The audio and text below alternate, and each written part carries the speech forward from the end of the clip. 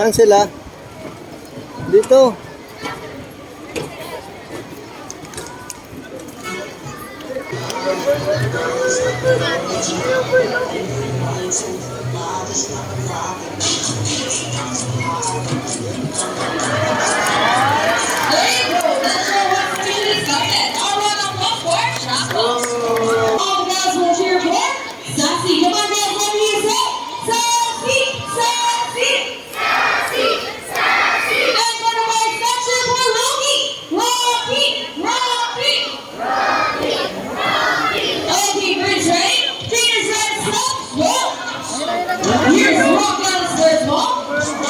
Followed only by Sassy. Another one for Rocky.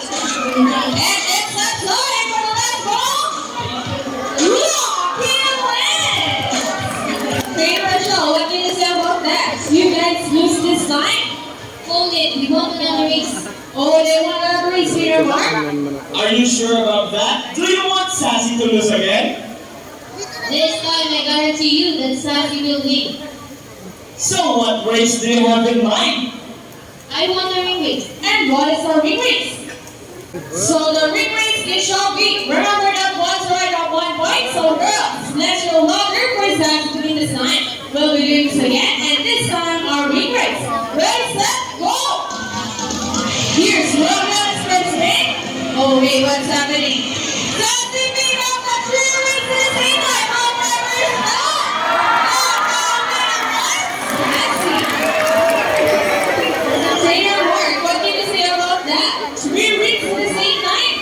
Hey, you guys cheated! Oh, he thinks you cheated. No, we didn't cheat. Sassy user me. Oh, so it's true that girls are right outside the boys? Oh, those were Sassy and Rocky, the Trainer John and Trainer Mark.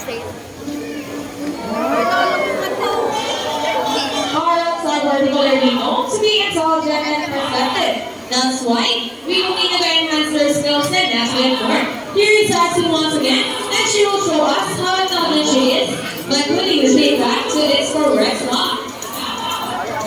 Just like Sassy, bringing the horse from South America. They are known to be the gentle giants of the Paddock Valley. It is because they can grow up to 92 centimeters in length and can live up to 8 years old. Scientific name is Araclopia. They usually eat seeds, nuts, salts, and minerals along their bigger backs.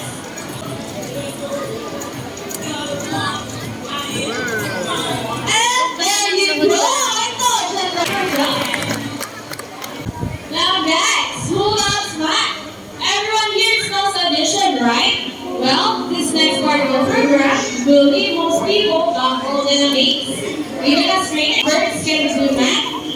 But before we call our mathematical teacher, I'll be giving two numbers between 1 to 15. And numbers between 1 to 15. Okay, so the first number is number 8. How about the second number? Okay, so the second number is number 10. So the equation is 8 plus 10. Let's see if our mathematical wizard can solve this equation. But first, Trainer Mark will shuffle the numbers. And now, let's go on a hybrid one. Rocky. Wow, look at that. What a beautiful entrance. Trainer Mark's already. So Rocky solved the equation for us. And Rocky gets the first number. Correct. But how about the second numbers? Well, Rocky loves numbers.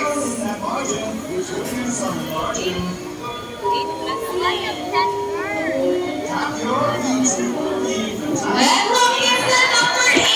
So 8 plus 10 equals to 18. Oh, what's for Rocky? The Trainer Mark.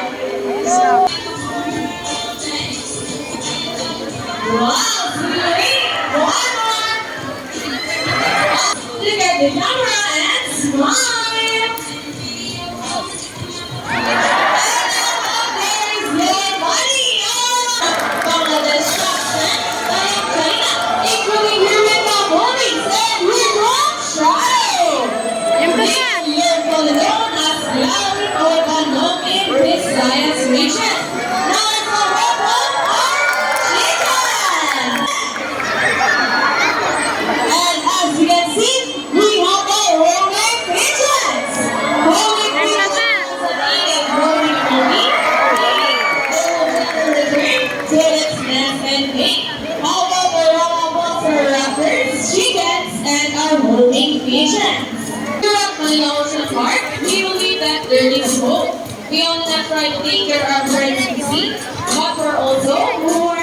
and Erika. Now guys, who knows the 3 R's? Introduce, reuse, and recycle. Very good. So once again, here's Buddy to show us the proper waste disposal. Natulungan yung din na? Ha? See, you are now learning to do it. Ano man yung tapla? So can everybody. Kalapati? Ladies and gentlemen, we all hope you enjoy your show. And the best spectacular, well, your own way, no matter how small the efforts, let's take action and keep them from expectation or even extinction. Please, let's all our part in saving the world, because remember, this is the only home with God. Now let me present you the words of the trainers who made this show possible. Trainer Mark with Shadow. Trainer April with Body. Trainer JB with Speed. And once again, Trainer Mikey, thank you and goodbye.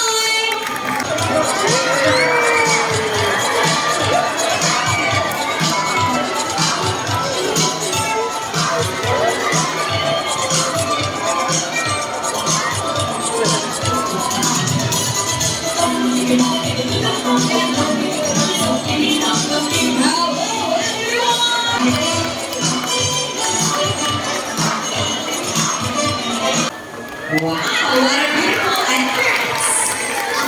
Good day, everyone, and welcome to Aquatica. By the way, I'm Trainer April, and I'd like to meet my friends together with the trainers one at a time. On your left side is the headless female South American sea lion that we have, and she is the prettiest. Wow, the cute, sexy, yes. Her name is Sandra. Together with Pretty JB, say hello!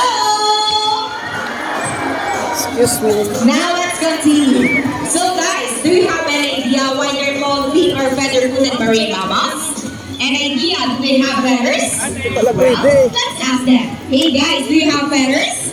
The answer is no. It's actually because of their front flippers, which are shaped like a bird's wing. See those?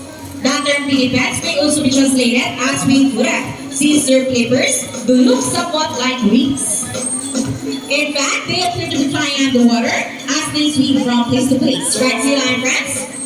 And you know, they're often mistaken as seals because they look very much alike. But some differences between a seal and a sea lion is the fact that they have bigger front flippers. And they can also turn their back flippers, something seals cannot do. As a result, they can walk upright while on land. And that's a fine demonstration. How about applause for our sea lion friends? And you know what, guys? They have this long and flexible neck. How flexible? Well, check this out.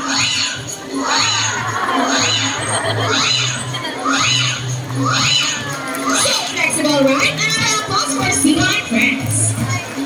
As you can see, their bodies covered with a tangle of short coarse hair, and their whiskers help the sea lion sense of touch. They contain nerve fibers, which make them sensitive. Nice smile. Okay. They also use their whiskers to aid in navigation or to detect vibration from prey in the water.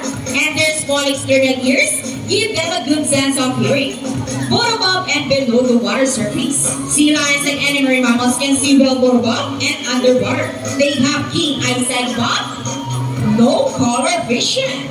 In the wild, they inhabit waters close to shores, flat rocky cliffs with tide pools, and have a preference for rocky beaches. They have excellent climbing abilities, which can easily scale rocky cliffs. Check this out. Surely strong front flippers. Now let's talk about their swimming abilities, and let's start with Isis, the prettiest. Sea lions can generally cruise around 11 miles per hour using the rowing movements of their front flippers, while their back flippers are stretched out behind their bodies, functioning as rudders for steering. And that is their normal swing. Nice and easy. Thank you so much, Isis and Trainer Mark. But when she guys, if they're prey or escaping from predators, they can achieve a burst speed up to, ready, Sandra? 25 miles per hour. Wow, look at that. That is so fast. Now round applause for Sandra. The sexy yes. Wow, nice glide, girl. And then Anna, she's asking for it. Alright guys, this time, would you love to see a dance number from our sea lion friends? Hey guys, where's the energy? Would you love to see them dance? Well, music, maestro.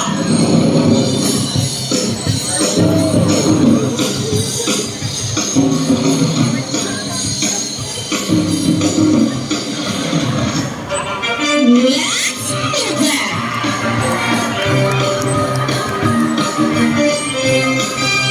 All right, clap your hands, everybody.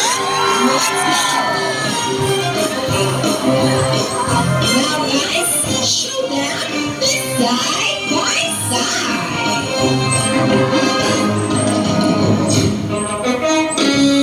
And the flavor dancing, rock and roll like this, and into the water by whispering. Wow, what a reverberating Sandra. And around the world we go, round and round. And on the other side, round and round. Alright, show them the boogie dance like this. Shake, shake, shake. And our favorite part, the booty shake. Shake those booties. Shake it, fingers. Yeah. Keep on rolling.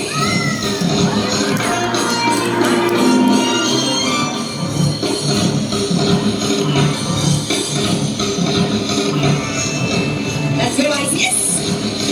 Keep on rolling. And throw it down, feet balance.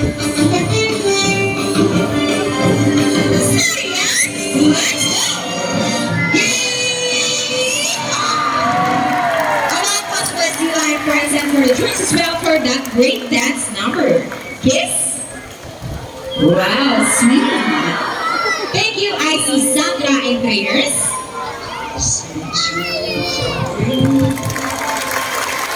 We hope you all enjoyed spending afternoon here at Aquatica with your newfound friends, South American Sea Lion, Isis, and Sandra. And we also hope that even after you leave, you will take this experience with you wherever you go. And remember that what we do here on land greatly affects our friends in the sea. Sea lions, like any animals, cannot survive in the trash-filled environments. So let's keep our surroundings clean. Aside from pollution, there are many other threats to their survival all over the world, such as climate change and illegal hunting. You can learn about this inside our oceanarium. Always keep in mind that we are a steward of planet and thus, each one of us must do on what we can to protect and conserve all the inhabitants of our mother earth, including ourselves. So on behalf of ICC and Trader Mark, Sandra and Trader JB, and all of us here at the Aquatica and Manila Ocean Park, we would like to thank everyone for visiting us today. We hope you all enjoyed and visit us again soon. So take care and have a nice day. Say goodbye now to our sea lion friends. Bye!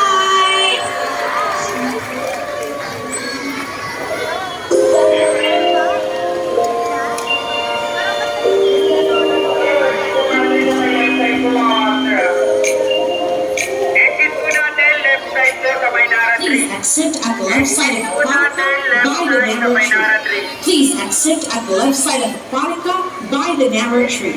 Please exit at the left side of Aquatica by the narrow tree. Please exit at the left side of Aquatica by the narrow tree. Please exit at the left side of Aquatica by the narrow tree. Thank you and visit us again soon.